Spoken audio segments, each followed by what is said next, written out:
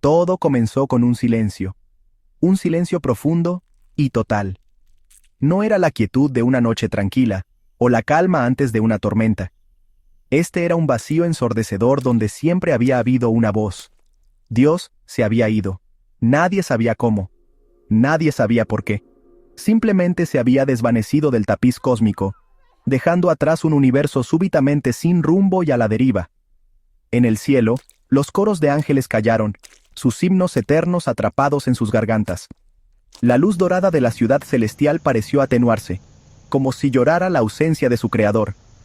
La confusión, un sentimiento completamente nuevo para estos seres perfectos, se extendió entre sus filas como una plaga oscura.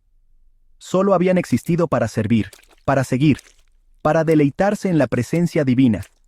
Sin esa presencia, su propio propósito comenzó a fracturarse y a decaer. En la tierra, el cambio fue más sutil al principio, pero infinitamente más aterrador. Las leyes de la naturaleza, antes tan confiables y predecibles, comenzaron a deshilacharse. El sol parecía un poco más frío. Los vientos susurraban cosas extrañas e inquietantes. La gente sentía un vacío profundo y corrosivo en sus almas, un ancla espiritual súbitamente cortada. Miraban al cielo en busca de respuestas, de consuelo, de una señal de que todo estaría bien. Pero el cielo no ofrecía nada a cambio. Las oraciones de miles de millones quedaron sin respuesta, elevándose como humo solo para disiparse en la fría y vacía extensión. La humanidad, por primera vez en su larga y célebre historia, estaba verdadera y completamente sola.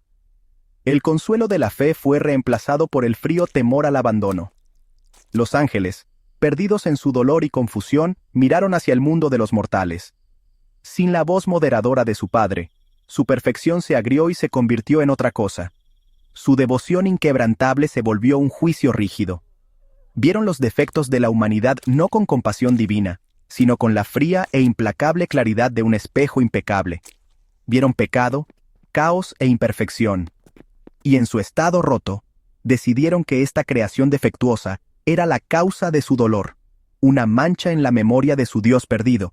Decidieron que la humanidad necesitaba ser purificada, juzgada y castigada por sus fallas inherentes. Su gracia se convirtió en ira, su amor en furia, y su luz en un fuego abrasador y justiciero dirigido al mundo de abajo. Así comenzó. El cielo, antes un símbolo de esperanza y paraíso, se abrió. Pero no fue un rapto divino lo que descendió. Fue un juicio divino. Los ángeles, seres de una belleza impresionante y un poder aterrador, cayeron a la tierra no como guardianes, sino como ejecutores. Sus alas plateadas proyectaban sombras largas y oscuras sobre ciudades aterrorizadas. Sus espadas, antes destinadas a defender las puertas del paraíso, ahora se volvían contra los hijos de la tierra. La era de los milagros había terminado. La era de la ira había comenzado. La humanidad, atrapada entre el silencio de un Dios ausente y la furia de sus hijos rotos, se encontró enfrentando un apocalipsis nacido no del mal, sino de un amor que se había descarriado y retorcido en algo monstruoso e irreconocible. Abajo, en las ardientes profundidades del infierno, otro ser sintió el silencio. Lucifer, la estrella de la mañana, el rebelde original, sintió la ausencia de su padre, su antiguo adversario. Durante milenios, su existencia se había definido por esta oposición cósmica. Él era la sombra de la luz de Dios, la pregunta de su respuesta. Pero con Dios desaparecido, el gran juego había terminado. No había nadie contra quien rebelarse, ninguna gran autoridad que desafiar. Una eternidad de desafío de repente se sintió vacía, sin sentido. Miró el caos que se desarrollaba en la tierra, los ángeles que una vez llamó hermanos descendiendo como una plaga de langostas, y sintió algo que no había sentido en eones. No era alegría ni triunfo. Era una punzada extraña e inquietante de algo. Lástima quizás, o tal vez, solo tal vez, un destello de responsabilidad. Siempre había visto a la humanidad como un proyecto imperfecto pero fascinante. Eran desordenados, caóticos y gloriosamente imperfectos. Eran capaces del amor más grande y de la crueldad más terrible, a menudo en el mismo aliento. Los había tentado, sí, pero nunca había deseado su aniquilación total. Ese no era su estilo. La aniquilación era aburrida, era el final de la historia. Lucifer, por encima de todo, Amaba una buena historia, y ver a los ángeles, tan puros y predecibles, intentar borrar esta creación vibrante e impredecible se sintió como una profunda injusticia. Era un final crudo y brutal para una historia que merecía algo mejor. Él, el arquitecto de la soberbia, encontró una nueva y desconocida soberbia brotando dentro de él, una soberbia por el espíritu desordenado, hermoso y desafiante de la humanidad. Con una decisión que habría destrozado los cimientos mismos de la teología si alguien hubiera quedado para escribirla, Lucifer se levantó de su trono. Ya no era el gran tentador. Ya no era el adversario. Las viejas reglas se habían ido, borradas por el gran silencio. Se necesitaba un nuevo papel, un nuevo jugador en un juego sin amo. Se convertiría en lo único que nadie, ni en el cielo, ni en la tierra, y ciertamente no en el infierno, habría esperado que fuera. Se convertiría en un protector. Un escudo para las mismas criaturas por las que fue condenado por tentar. Se enfrentaría a los suyos, a los mismos hermanos que lo habían expulsado, para defender un mundo al que se le había enseñado a temer su nombre. El primer choque fue un espectáculo de terrible belleza. Mientras una legión de ángeles descendía sobre una ciudad aterrorizada, su luz sagrada prometiendo solo el olvido, un tipo diferente de fuego los recibió. Lucifer apareció no como un monstruo de cuernos y azufre, sino como un ser de luz abrasadora y desafiante, sus propias alas oscuras extendiéndose para formar una barrera sobre los mortales que se acurrucaban debajo. Enfrentó las espadas de la hueste celestial con su propio poder, una fuerza nacida de la rebelión y el orgullo antiguo. Luchó no con la fría rectitud de los ángeles, sino con una pasión ardiente, una defensa desesperada y furiosa del desvalido. Ese día, el mayor villano de la humanidad se convirtió en su único salvador, y el mismo diablo se convirtió en su improbable ángel guardián contra la ira del cielo. Las batallas se extendieron por todo el mundo. Lucifer, una figura solitaria contra el poder del cielo, luchaba con un cansancio que desmentía su naturaleza inmortal. No podía estar en todas partes al mismo tiempo. Por cada ciudad que salvaba, otra caía bajo el implacable juicio de los ángeles. Era un rey sin reino, un general sin ejército.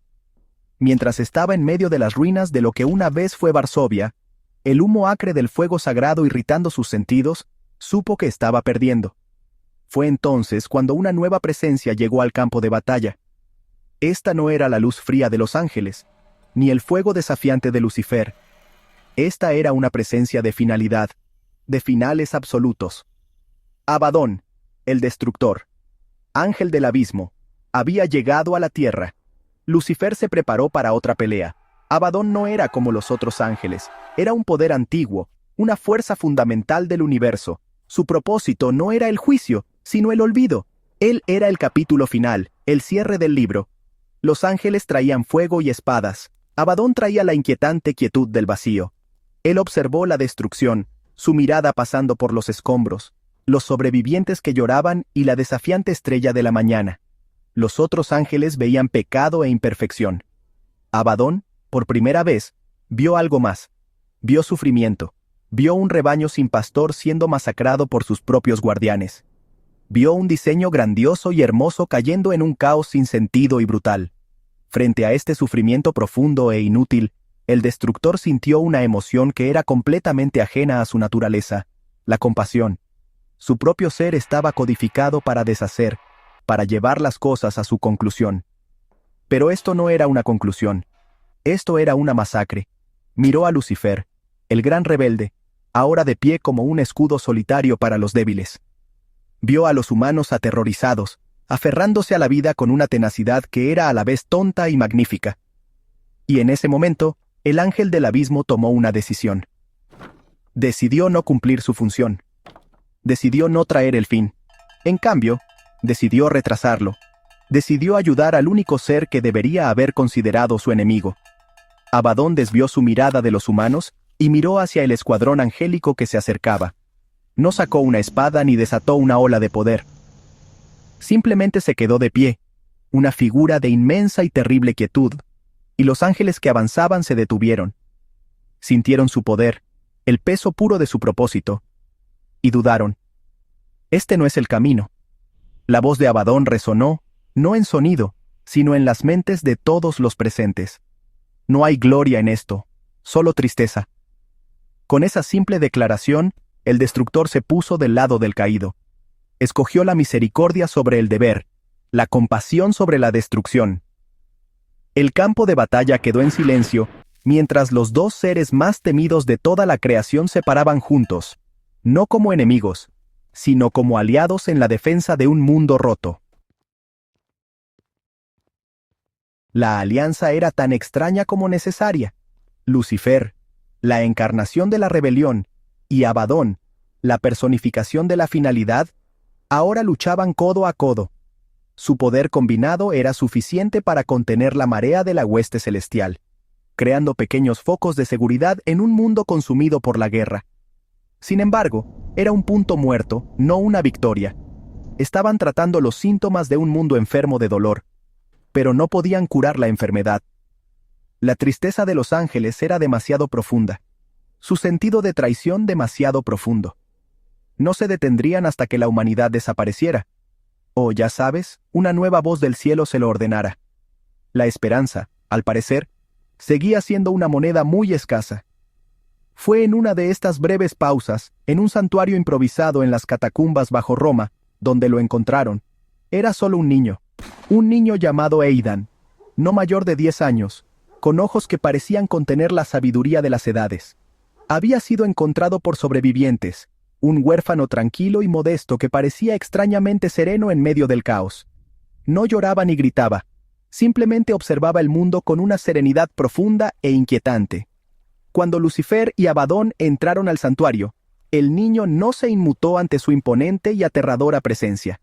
En cambio, los miró con una mirada de empatía pura e inmaculada. Parecía ver más allá de los milenios de pecado y destrucción, más allá de los títulos de diablo y destructor, y hacia el núcleo de lo que alguna vez fueron, y lo que ahora intentaban ser. Había algo en el niño, una luz. No era la luz abrasadora de los ángeles, o el fuego desafiante de Lucifer. Era un brillo suave y cálido, un poder naciente que zumbaba justo debajo de su piel. Abadón, el ser que sentía los finales, sintió un principio en el niño.